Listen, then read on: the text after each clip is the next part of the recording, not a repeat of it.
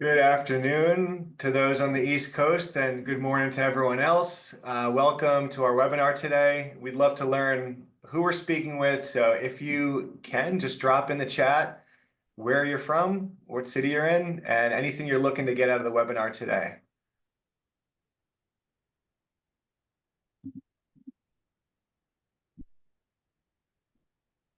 All right, we got Canada, so this is a global webinar. Happy to see. Denver, Michigan, Chicago, Washington, New York, Texas, Kentucky. I think we're covering all of the states here. Nice to see you all. Thank you for joining.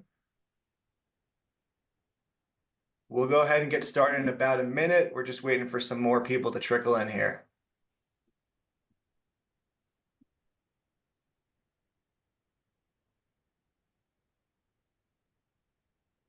All right. Puerto Rico. All right, so thank you everyone for joining. Today, we're going to be covering how you can unlock your next marketing leadership role. I'm Jesse Eisenberg. I'm the Chief Commercial Officer at Tenuity, and I'm joined today by Camille Feder, the founder and CEO of Talentfoot, as well as Ryan Scott, operating partner at Coastal Ventures, one of the largest VC firms based in Silicon Valley. Prior to joining Coastal, Ryan was a CMO for 15 years. He's been in marketing for 20 years. And his most recent CMO position was at Etsy, driving exponential growth for that brand.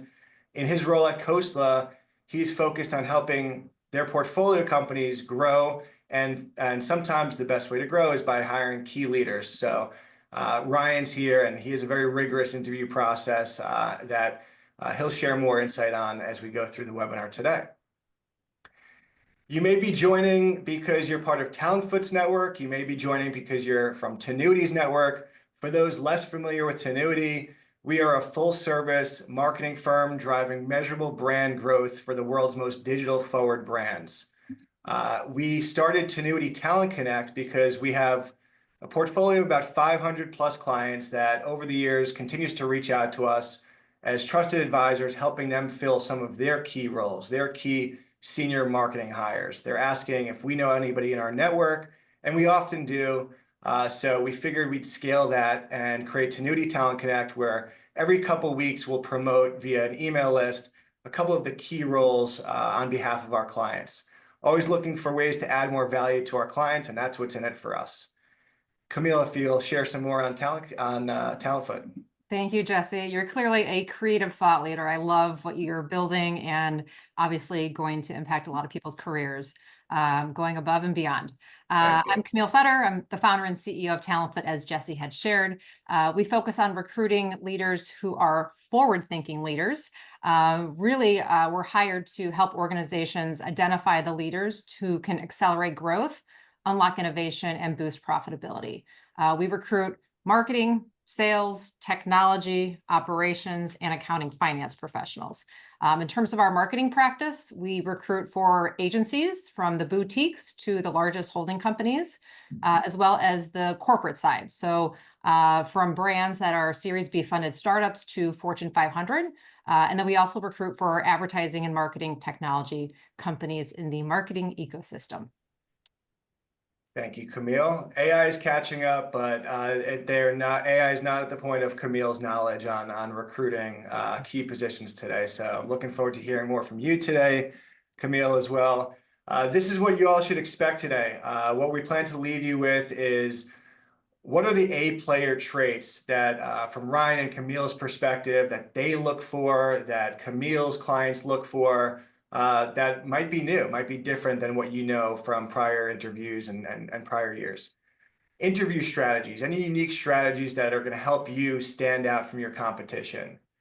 Networking today, right? The interview before the interview. What can you do now to propel yourself and stand out in that process? And then, of course, it wouldn't be a 2024 webinar if we had not touched on AI. So we will talk on expectations when hiring marketing leadership in terms of your literacy with AI. We do want this to be interactive today, so you'll see we have a couple of polls built in. Anytime you have a question, please write it in the chat. If it's relevant to the topic we're speaking on, we might actually include it and feature it in the topic. But mostly we'll be holding the questions, and we'll leave at least 15 minutes at the end from Q&A, so you can get specific answers to your specific questions.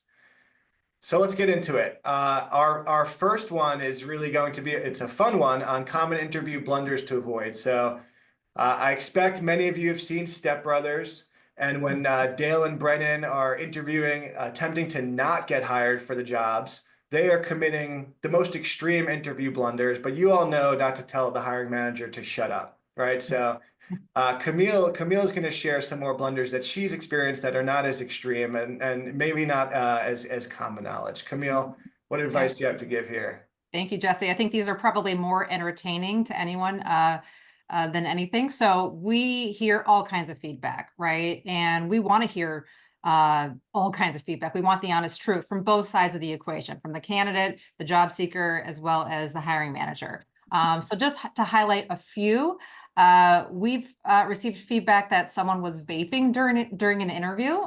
They passed. We've heard feedback about candidates chewing gum. So definitely throw the gum out before you enter the room or the building. It can be very distracting. We had one candidate that showed up to an interview with flip-flops on. I would say dress your best. We always like to say dress one notch above the interviewer, not 10 notches above, right? If it's a startup where it's very casual, don't show up in a full suit, but one notch above is really most appropriate. Calling the interviewer by the wrong name, that's happened to me actually several times. Let's see, cursing throughout the interview. So I've received this feedback over the years, and it's typically at the more senior level. So just because even the interviewer might be dropping a couple curse words, don't mirror that behavior. But also, we've received some feedback over the years where someone has been highly qualified for the job. They meet all the expectations, but they just didn't present themselves in a professional manner, specifically because they used too many curse words. We're doing a lot of Zoom interviews these days, right? So if you're interviewing from a hotel room or your bedroom, which is very common these days, just make sure the room is tidy.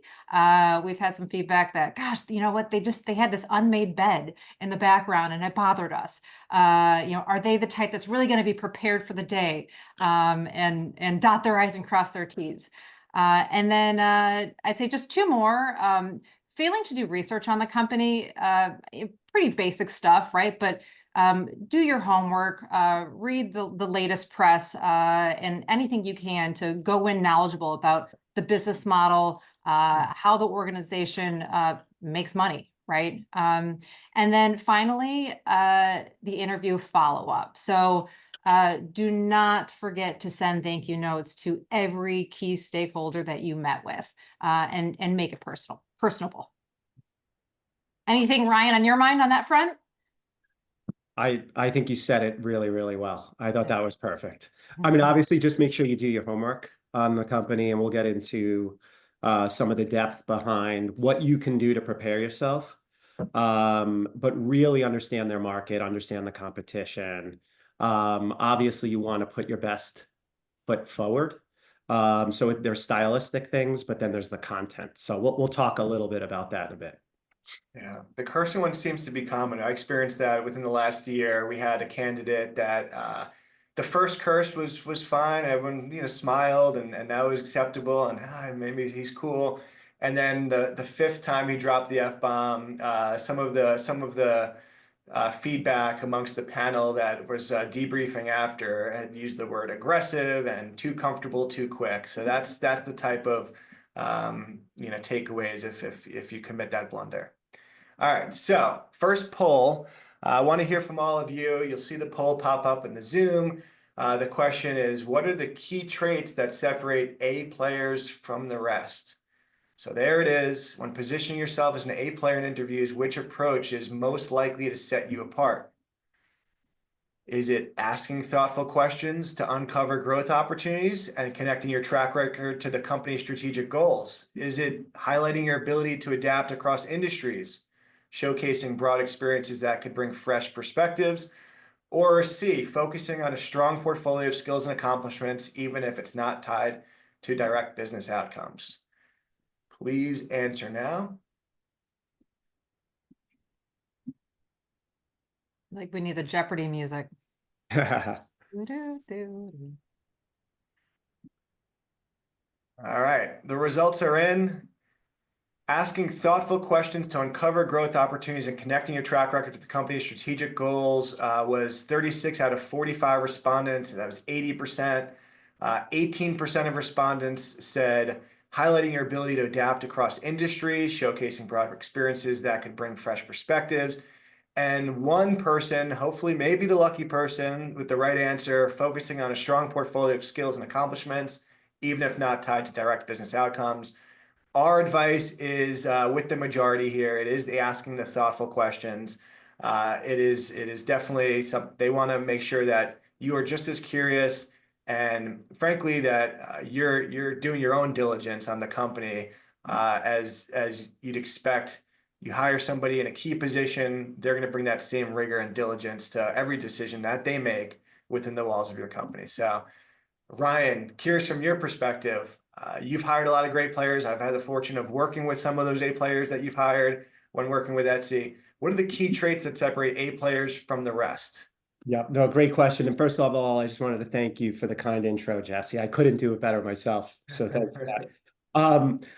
I've had the privilege of interviewing countless marketers. It's in the hundreds. And I'd emphasize the importance of what I call having a spike. And this is being truly exceptional in at least one area, an area that you have mastered. And it could be relative to just what you've learned, but really focus in on that one thing. For marketers, that could be growth hacking or growth marketing, as we call it, performance marketing, some call it. It could be brand storytelling and development. But really think through what that is. For others, it's mastery of a particular channel. It could be search, it could be, mid-funnel, it could be paid social, it could be TV, it could be OTT. I also look for people who can articulate the why behind their decisions and show that they can think independently. In fact, I find that if someone can still answer tangibly to 3 to 5 whys, even after they're answering questions, I'll ask, well, why? And why that? And why that? If they can get 3 to 5 whys deep, they have a pretty deep understanding, and it's usually a higher correlation of problem solving and ultimately success. The last thing I would say, and there's so much on this topic, the traits that also I think set many marketers apart, especially as they move up in the ranks, is to think strategically, so zooming out, while they still could execute tactically and zoom in. They know enough about the how, where their team is almost surprised how much they know about each of their areas. And sometimes that's a journey, right? You have to get there. It's taken me a long time to know enough about all the functions so that even though I might not be a subject matter expert in a function, the team's surprised that I'm asking the right question or I'm challenging them on something that they might not expect me to know. So that's really important. Zoom in, zoom out, a very data-driven approach. Doesn't always have to be numbers, but it could be qualitative research too. So quant and qual research, really important.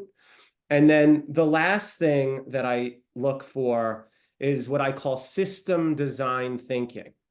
So if I gave you a lofty goal, hey, where would you spend the next $20 million of our budget?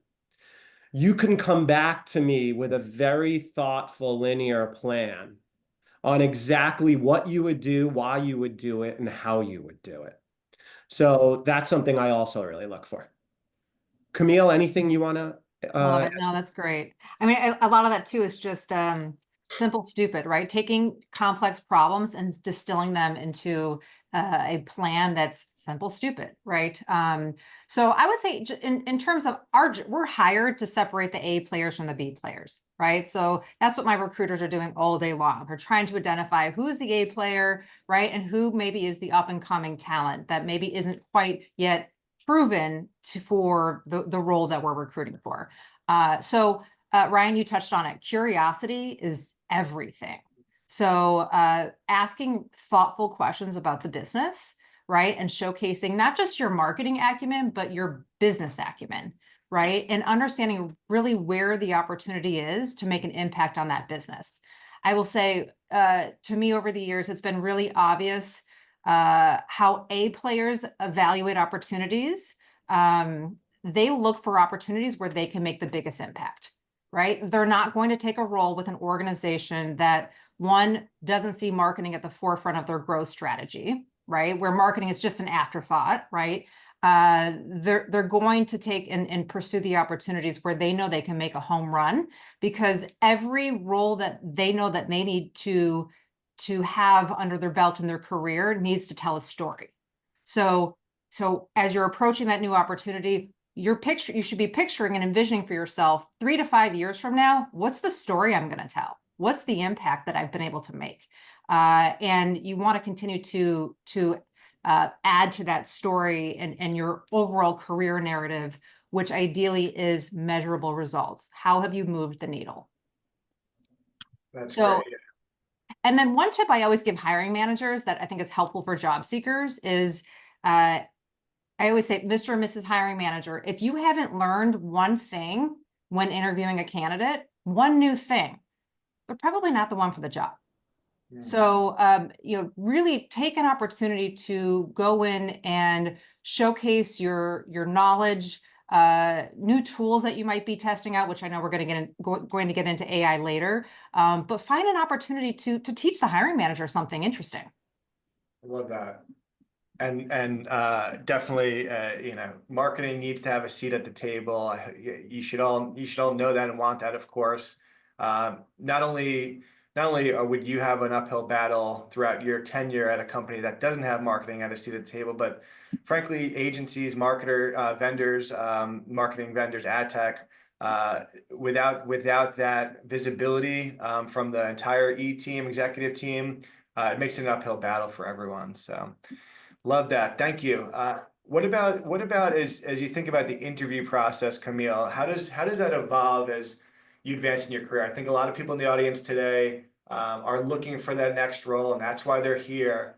And in some cases, in many cases, maybe they're looking for that next level up from where they are today. So what can they expect is different in these interviews than what they're familiar with today? Yeah, absolutely. So the interview process evolves dramatically the more senior the opportunity is. I want to back home on the point that we were just talking about earlier, because it applies to the interview process as well. The more senior the role, the more the stakeholders involved are expecting you to come into the interview as an advisor, as a consultant. Right. So you've not only done your homework on the organization, but you've most likely, if you're interviewing for the brand side, you've actually moved through the customer experience and journey as a prospective customer, and you've identified and essentially audited the customer journey, where you now know where there's opportunities for improvement. So, perhaps maybe you were searching for a good that organization sells, and you clicked on their paid search ad, and it took you to a landing page with really no call to action, right? You're auditing everything that they're doing from a marketing standpoint, and you're going in with thoughts and ideas around their business, and that's expected, right? So if you're interviewing, I would say specifically director, VP, absolutely, and above, that's an expectation that you are coming in as a consultant and with ideas, and you're turning the interview into more of almost like a collaborative work session. And those are the folks that get the job, right? I would also say the more senior the role, the more cross-functional stakeholders are involved. So if you're interviewing for, Ryan, you know this well, if you're interviewing for a CMO position, you're definitely going to be interviewing with the CFO, probably with the COO, certainly the CTO, right? You're not just going to be interviewing with the functional area of your expertise. And that's why that broader business aperture becomes even more important the more senior you become. And then I would also say, last thing, the more senior the role, on the heels of everything I just shared, being an advisor, being a consultant, it's not uncommon for there to be a final project. So, these are typically 30 to 45-minute presentations where you are responding to a project brief and you're actually presenting potentially a marketing plan, right? Or what the first 30, 60, 90 days might look like from your perspective, if this job were to be your job, your next role. We do a lot of work in private equity. This is almost, I'd say 90% of senior level roles require some kind of project at the end if you're going to land a role with private equity. Yeah, no, it's just building off that. I think that's an area that I can definitely talk through a little bit. First of all, I think about interviewing in three parts, and I think the process has evolved. The first part is after you go through the face-to-faces, there needs to be a little bit of a test.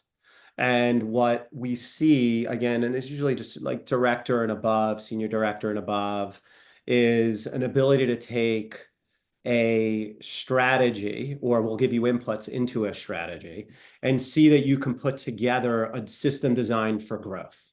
If it's, let's call it a growth revenue output for that particular role.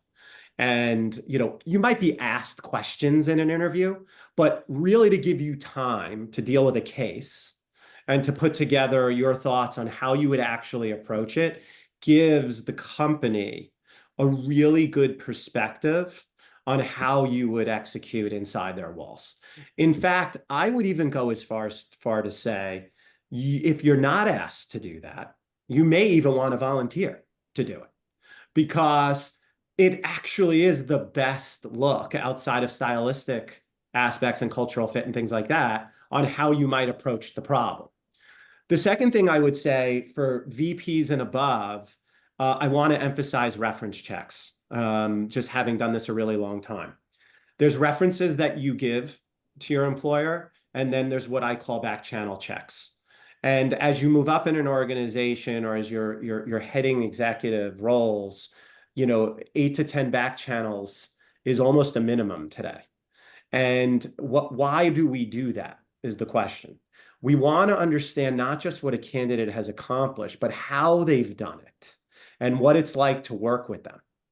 You can't get that from the candidate or necessarily the direct references all the time. You get direction. We also want to look for evidence that the candidate can attract and retain top talent.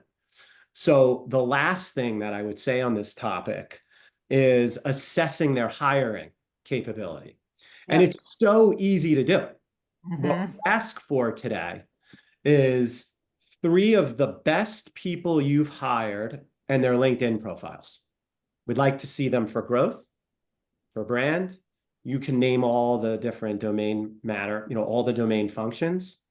We can get a very good view on, are these the right types of hires we want at this company? Because what you tend to see is the rehiring of very similar types of talent quality. And as you think through the way we're assessing talent, I think it's important for you to think about your approach to that, because I think you can really optimize, your fit ultimately. And obviously it's a two-way street. You have to be interested too, and assess the company and the leadership and make sure you feel like those are people you want to work with. And but anyway, that's how I think the process has evolved. System design for growth. Back channels really important on people. And don't then, burn bridges. Yeah. And then 3, the quality of your hiring. We don't get everyone right. It's impossible, but making sure those, that talent, you stay in touch, you nurture them, you develop them. Hopefully they work for you several times. That's usually a good indication. I like the point on the back channeling, Ryan. And I will say, from our perspective as headhunters, we are actually doing upfront back channeling. So when we have an executive level search, we're actually going to the layer above, and oftentimes board members, investors, and we're asking for recommendations. So who have you worked with before? Who has accomplished this? and you believe can do it again, or you believe is qualified to accomplish what this business that we're working with is looking to accomplish. And so it's almost like the reference check is done, right? These are things that LinkedIn can't tell you. Awesome. All right. So don't burn bridges, practice the golden rule, because you never know when somebody's back channeling and speaking to that person, you lost your patience on when you should have had some more patience there. And then on Camille's end, try to actually go through that customer journey. I saw some comments in the chat regarding B2B. Still fill out a lead form, take that call from the salesperson. There's a free trial if it's a SaaS model and offering free trial, maybe do the free trial.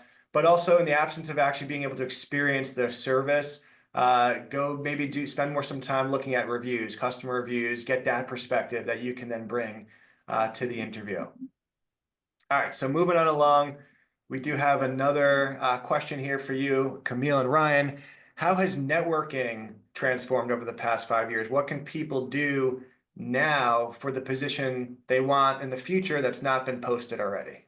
Camille, you got any thoughts here? Absolutely. I think the presentation just went away, but absolutely. So not to date myself, but I guess I am going to date myself. When I first started my career, LinkedIn did not exist. And I would actually cold call operators and ask for organizational charts of organizations as I was learning how to become a recruiter, right? So today, I would absolutely encourage everyone to leverage LinkedIn to its fullest. But one mistake I see a lot of job seekers make is they rely solely on sending messages over LinkedIn, commenting on professionals' posts. They don't actually take the relationship offline, right? So leverage the digital channels to identify those that you want to make connections with. LinkedIn is incredible in terms of the segmentation opportunities. So you can segment based on industry, based on title, location, right? And really determine, okay, who are those stakeholders that you want to work for, right? And who are those organizations that you really admire and are on your short list of targeted organizations. You can find a way to make a connection with the leaders in those organizations, but find a way to get a call, to get whether it's just audio, video, try to meet them for coffee, take them to lunch, anything to really take the relationship offline. But I mean, there are endless event opportunities online every day. You're here with one of the country's most talented CMOs, right? And I mean, connecting with Ryan on LinkedIn, following him now, and you have an opportunity to potentially forge a relationship, obviously with me as well. So attending events online, studying the panelists, and really staying in touch with the thought leaders in your industry could not be more easier today. So I love that. Offline for sure. Second thing I would say is at this point in my career, I feel like I'm giving back. And I love helping people.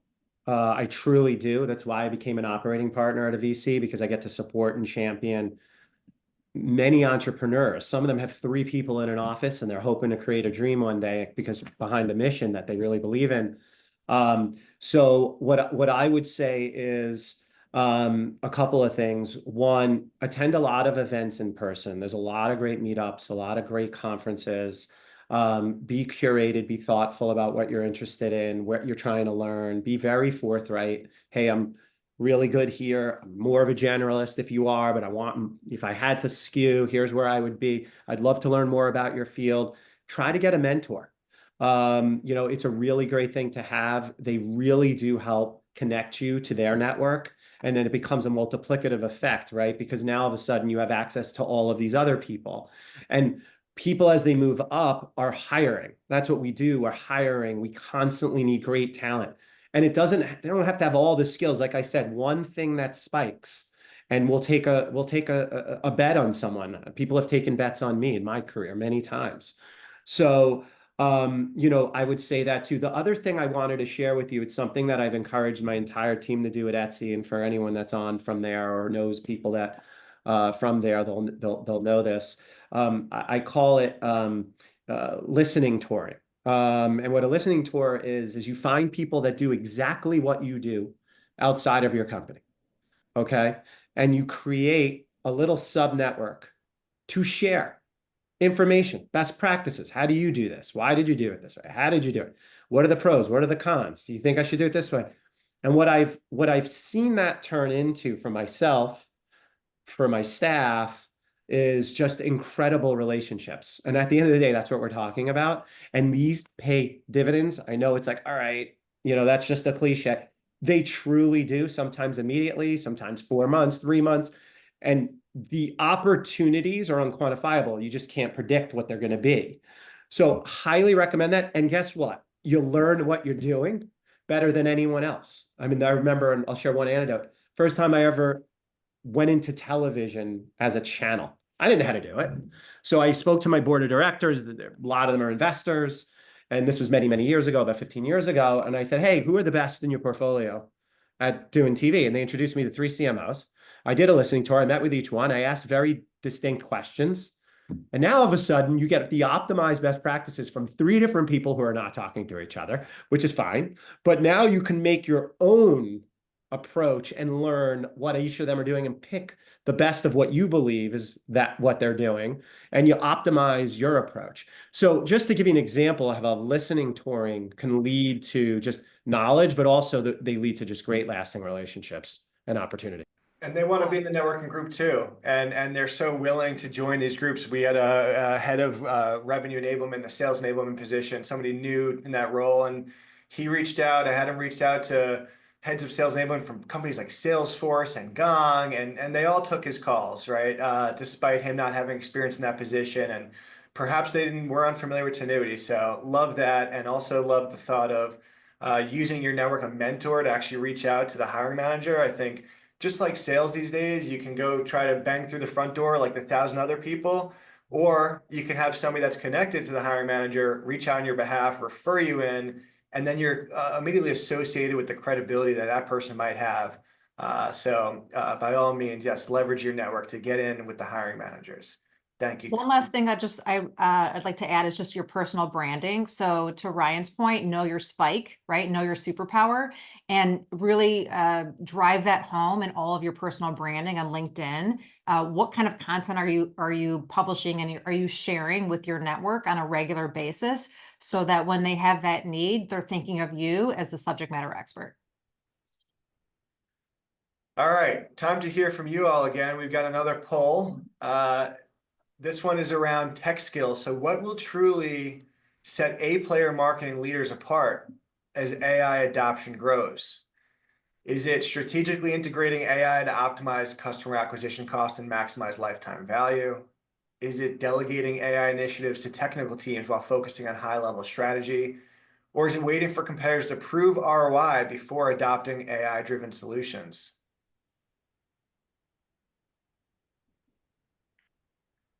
Take a couple seconds to answer.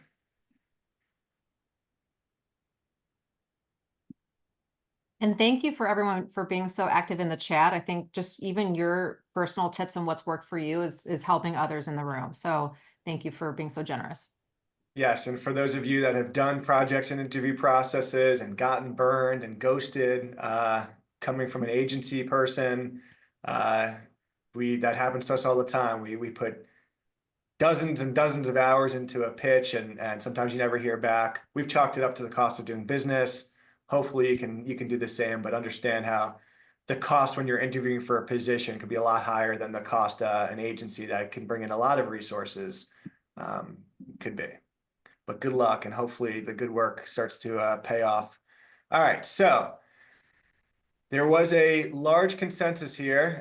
44 out of 46 of you, 96%, believe strategically integrating AI to optimize customer acquisition costs and maximize lifetime value is what will truly set A-player marketing leaders apart, and that is the correct answer. So we are making great progress here already. And let's actually now hear from from Ryan and Camille here. What tech skills and experiences do you believe are critical to advancing to the next level in marketing leadership?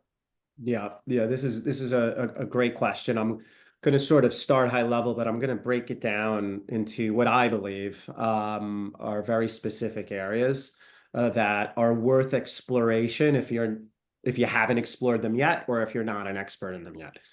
First, I'd emphasize the importance of just understanding the fundamentals of how technology works in marketing, inside marketing. We could call it MarTech, ad tech, what have you. Even if you're not coding yourself, because that's not what I do, that's not what we're expected to do. Marketing leaders should be able to have intelligent conversations with engineers and product teams. And I'll tell you, we think we know that we can until we realize we can't. So if you haven't had those conversations with them, you want to get very well versed on their process. How do they integrate a new capability for you that predictively determines lifetime value, or helps you allocate bids in a better way, or allows you to do, a CMS that allows you to change the website and or the mobile app in a self-directed way. You just want to understand how the integration, high level product and engineering guidelines, like what are the things they need to know?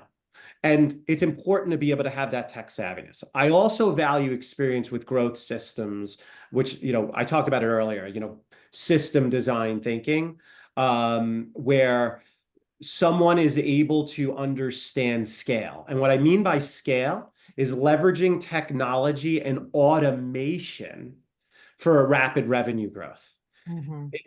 Automation today is technology enabled. And what I'm finding, you could call this fortunately or unfortunately, is there's a learning curve right now. Some people are getting left behind in the non-automated world. And now there's so much MarTech out there. And it is just incredible the power of it. We all have gone to ChatGPT or Perplexity just to do searches, right, on questions and answers. And you see how quickly something comes back. Imagine having that to target your customers, knowing how much they're worth, what content should go to whom and when, so on and so forth. So that's really important. I'd put an emphasis on growth marketing right now, if I had to narrow this down, as the need to acquire customers is deeply linked to one, first-party data, two, third-party data, and using MarTech to identify, score, and segment users and channels to attract and convert them.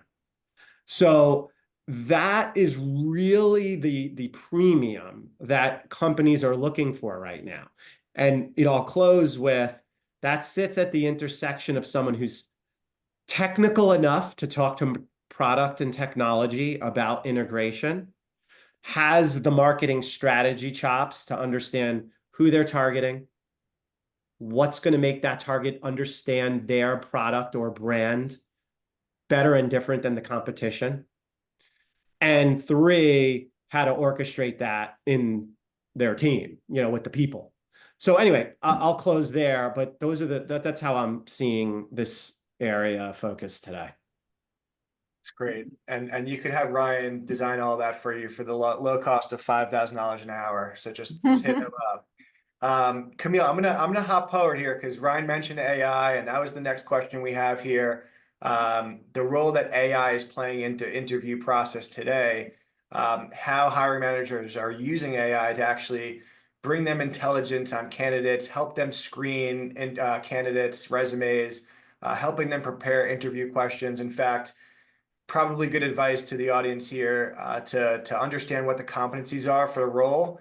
Plug that into ChatGPT, say, what are some of the questions I might expect and what are some of the ideal answers I can give, is a good way that you all can use ChatGPT or other AI. But Camille, technology, AI, how crucial is this, is AI literacy for marketing professionals aiming for these leadership roles? It's critical. Yeah. And I can touch on the interview aspect too. So I can't tell you how many CEOs just in the last 90 days have told me, we're trying to figure out the future of our marketing function. We're not quite sure who we need to hire, at what level. We need to see AI play out. But the roles that they are interviewing for, they're expecting any marketer going into an interview to be able to showcase how they're doing more with less. right? So I've said 2024 was absolutely the year of efficiency, right? And so if you really need to make sure you can showcase how you're leveraging technology, how you're leveraging AI to drive automation, to take away the repetitive tasks within your function, and anything that feels very manual, that really slows down the execution of any marketing project today. If you're not a marketer who's constantly asking yourself, how can AI expedite this project? How can AI drive efficiency within my workforce, within our workflow and our systems? Then you're going to get dated real fast. So I think, as a marketing leader, you're now expected to push your team every day to say, how can we do that faster with AI? How can we do that more efficiently with AI, right? And challenging your teams to think bigger, and not just yourself. There's a book I'm reading right now by Jeff Woods called AI Leadership, which is fantastic. And the whole concept and principle is not just around your tactical abilities and how you can leverage AI, but your mindset, right? Someone had said in the chat earlier, it's like having this brilliant, Stanford MBA sitting next to you all day, right? It's having this resource, or treating it like a coworker, I think is what someone said. It's having this incredible resource that you see as a resource that's unlocking your next level of thinking, your ability to think bigger and be more strategic, right? And so it's this adaptability, this openness to say, you know what? I am willing to adapt and change the way I work to drive efficiencies and ultimately more profitability for the function I serve. And then on the interview front, I have a lot of CEOs, executives who are uploading a resume to ChatGPT and saying, design 10 challenging interview questions for this candidate that's interviewing for ABC role, right? And then they're also building candidate scorecards with the use of AI and saying, okay, here's the job description, right? Here are my 6 top candidates, build a scorecard for me, right? They're using it to calibrate too. So, hey, here are my 6 top candidates.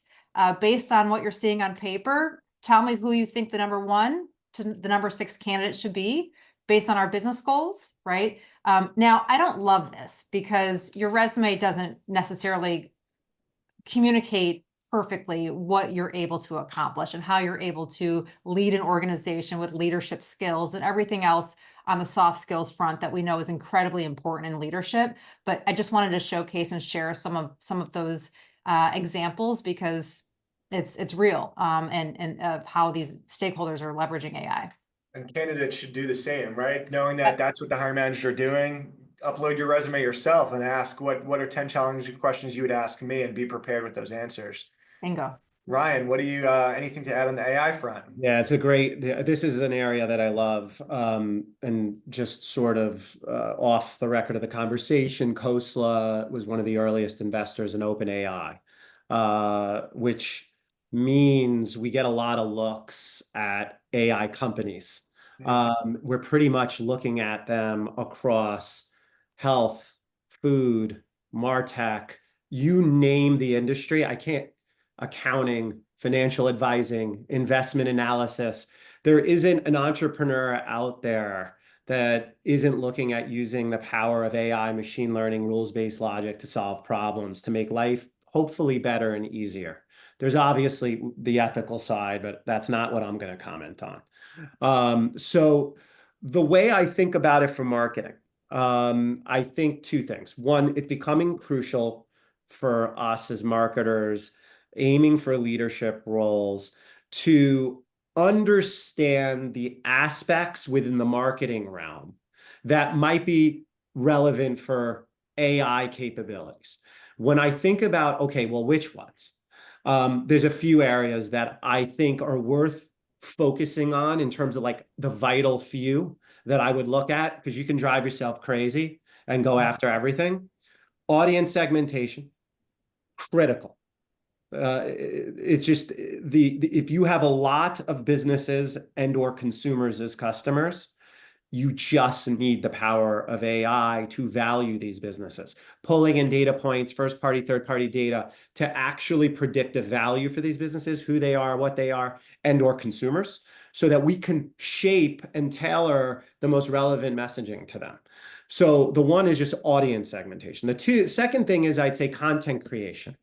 I would say content creation, though, is still early. Like, there's a lot of entrepreneurs right now looking at, like, you can write out a TV commercial or 6-second Facebook pre-roll ad, Instagram, what have you, and it could translate that using stock photography, motion, what have you, and videos, and create actual content with it. It's not there yet. It's getting there. So it's really about copy. Can you maximize, use AI to maximize your copy vis-a-vis the competition by asking and prompting the LLMs to do things that are going to make your product stick out where the other companies' products have deficits.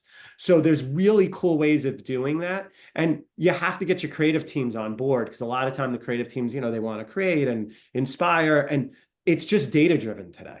That yes, we need thoughtful ideas for branding and to attract and incite trial, but we do have this powerful capability. So that's the second area. The third area is what I'll call predictive analytics and personalization at scale. So if you have all of these customers and we have identified their value, and we have the ability to send them very targeted copy, potentially imagery too, depending on the media format, you could personalize communications on and off site, off app, depending on your platforms you're in, at scale. And that automation stack, and there's lots of different companies that play in all these different spaces, so you have to figure out which ones are right for you and what budget, but that is automation. And that is where the premium is being put on the hiring today. Someone who can really do that. The last thing I'll end on, because I think someone commented on it, and I thought it was a great point, which is changing your SEO copy or your website copy, and or content to optimize for the LLMs. And by the way, there's a bunch of companies right now that will run your website through it to see if you can surface, ideally better than anyone else, inside ChatGPT, inside Perplexity, and a bunch of the LLMs you just saw on the prior screen. So, but there is a downside risk. Well, what does Google then do to you? And what is Bing and Yahoo? I know they're a lot smaller players, but like there's always an incrementality test that needs to be done, right? Because you have to see, is the net going to be effective? However, we do need to prepare for that future.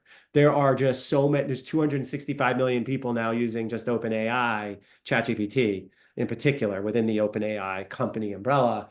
And people are starting their searches there. And Perplexity launched that they're going to do shopping there. So are people going to start going there to see what they might like the best, because the AI is going to tell you the cheapest, the best quality, the customer feedback, the stars, the ratings, the shipping times in a click. So anyway, I'll leave that thought with you. But those are the things I would look at. I heard the other day that people are saying SEO is no longer search engine optimization, it's search everywhere optimization. I think Jesse, you and I talked about that, right? Yeah, definitely. And we should have trademarked that about 2 years ago when we started talking about that. But hopefully we can still get a lead there, as we are definitely talking about how to optimize. Actually, if you search in ChatGPT today, who's the best performance marketer in the US, you'll get Tenuity. So we just got to reverse engineer how we did that, because it was not intentional, and then we can start to give advice to our clients. But Ryan, love everything you said. I think the key takeaway for the audience is like the literacy, really just being able to regurgitate what Ryan shared there and being able to speak about it, not necessarily being able to be able to do it and explain how the AI segments your audiences, but knowing that it's possible. We threw an event for CMOs at Google a couple weeks ago, and those are the same exact three pillars that Google was sharing with the CMOs in the audience in terms of things that they should be thinking about in terms of how to leverage AI. First party data and audiences and personalization, copy and content, and analysis. So thank you. We got some questions from the audience. We've got about 10 minutes or so left, so we'll go somewhat rapid fire here. First question, probably a good fit for Camille here, but I know, Ryan, you also work with a lot of B2B SaaS. I've seen an industry bias from tech firms. I've worked for several financial services companies, but in a product area that is tech forward, but cannot seem to get past the B2B SaaS requirement. How could a candidate convey themselves in a way that ensures the hiring manager that they do have the skills despite maybe not having that direct B2B SaaS experience? Yeah, it's a great question. So I think it goes back to our earlier conversation around really moving from interviewee to consultant, right? And saying, hey, I have some thoughts and ideas around your marketing efforts today, your product marketing. I've done an audit. What could I get 30 minutes of your time and share with you a little bit about my insights that I uncovered in my audit, right? So this is what, if you can, again, take the conversation from feeling more transactional, where an interviewer is asking you about your skills, and you're really allowing them to what we call take the car for a test drive, right? Give them a sense of what it would be like to work with you. What you really want to showcase is your thinking and your strategic abilities, right? And so if your previous experience isn't as applicable, right, to this B2B SaaS company, then really showcasing how you're thinking about their business today and leveraging all of your skills from the past to show them how you can move the business forward and make an impact. Yeah, that's great. And we have brands sometimes reaching out to us, B2B brands, and saying, we don't want a B2B agency. We want retail and e-commerce, like fast growth D2C tactics to bring to B2B to help us differentiate. So if you take that concept to the interviewing process, position yourself as how you can bring that unique perspective that they might not be getting from anyone else with that direct experience. Yeah. The last thing I would add is on B2B SaaS, if it's a self-serve motion, meaning it's all transactable via digital and you don't need to go on with a salesperson, they get a demo and then there's an in-person. Consumer translates really well to that. The lifetime value, the unit economics, LTV and CAC, the channel dynamics. In fact, I would argue, without insulting any of my B2B brethren, that a consumer marketer who's been deep in the growth side would probably be the best hire for a growth role at a B2B self-serve motion company. However, if it is a sales motion, what we call sales-led growth, and not PLG, product-led growth, meaning you transact on the product, there is a lot of nuance to that. Like, personally, I wouldn't translate as well to that on the growth side, but I would do well with the brand and the research. So, because there's a lot to know about sales ops and the way these connections between Salesforce or whatever, CRM you're using between the sales teams, et cetera. So like, it just depends on what function really you're going for. And again, if it's self-service, I can go on and download Zendesk and boom, I got the product. Or if it's like a large enterprise sale, like, B2B, SaaS, and that would just be a different motion. But I totally think it's translatable. I think you just have to explain, I think what the panel said is just, here's how I've done it and here's how advanced that is. Imagine applying that now to your business. And I think an employer should really reward that, to be honest. We want bold action. Sometimes you take people out of a space, put them in a new space, because that old space was actually more innovative than than the new space. That's how you get change, and inflection. So that's what I would say to you. I don't know if that's been helpful, but that's very helpful. And we have time. We have time for one last question. For those that tend to trickle out at this point, I do want to actually encourage you, if you did come through the Tenuity Talent Connect network, follow Talentfoot on LinkedIn. Follow Camille on LinkedIn. She posts hot jobs weekly. Camille, Yeah, weekly. I try to.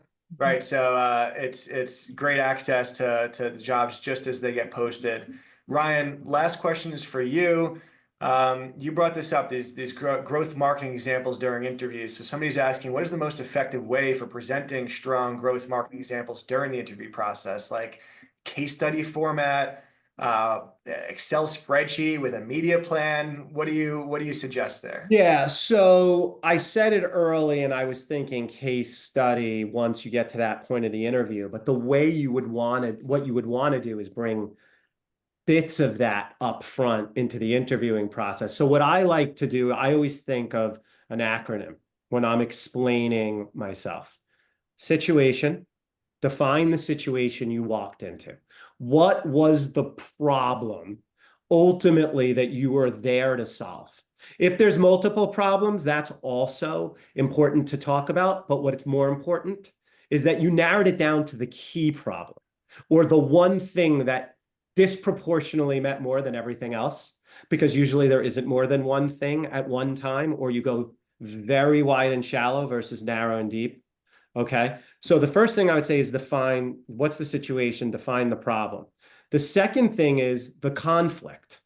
Like there was multiple considerations. People had different opinions. We didn't have the right data. Like we don't know enough about the customer. We don't know what were what was sort of like the conflict for not solving the problem prior to you being there. And this is where there's problem. You're creating a set of assumptions, right? And then thirdly, I would say is R, which is resolution, situation, conflict resolution, which is here's how I would do that. Let me walk you through first the situation, the assumptions that I had made in the process I took to define what success looks like. And then 3, here's how I got us from 0 to 5 or whatever that, and from 0 to the end point. And in that articulation, you got to be very technically savvy. I can't train that. That's the crux of it. And good, strong listeners that know this space are going to listen for this is what's going on in their head. Does that make sense? Is that a buzzword? Let me ask why here, go a little deeper there. Like they're looking for, they're not trying to challenge you. They're trying to make sure that there's real depth, you know, into the solution set. And I'm sure there is. And that's kind of the process. Just need to articulate it really well, but break it out into a framework. And there's many different types of frameworks and just get tight on it. And then, hey, any questions you have on that? Because this was a really game-changing approach to our business. In fact, 30% of the revenue now comes through there. Just want to make sure, you know, that was clear. There's a, actually, yeah, I'd love to know a little bit more about why you chose that. Or, and then you have a great conversation, you know? So that's what I would do outside of documenting what you do and bringing it in too early. I probably wouldn't do that. I would wait for the case study if there is one. And then one last thing, someone did say, I was concerned. A few people said it. I've been asked to do these case studies. I feel like I do them. I don't get the job and they get free information. It's just one of those things where you have to deal with it, you know? So you have to choose, is it worth your time or not? I think companies that are making candidates do that are being thoughtful. They're doing you a favor. Instead of feeling like, oh my God, like, I don't want to call it victim mentality. Think of it as, this is exciting. I can't wait to dive into this problem. But make sure you really want to, and make sure you really like the company, because you want to put your best foot forward and you want to do a great job. We typically don't have more than, typically it's 2 that go to project, but usually no more than 3, just for context. Well, thank you so much, Camille, Ryan. You're both a wealth of knowledge. I've learned a lot today. For the audience that joined, hopefully this was a good investment of your time. Hopefully you learned a lot today. It's been a pleasure having you. Take our advice, network with us, reach out, LinkedIn, connect with us. And then, as I mentioned a couple minutes ago, talentfit.com/openings. Join that, follow them on LinkedIn. Thank you. Good luck in your job searches, and wishing you all the best success and happy Thanksgiving. Take care. Thank you, everyone. Thanks for Bye, hosting, everyone. Jesse.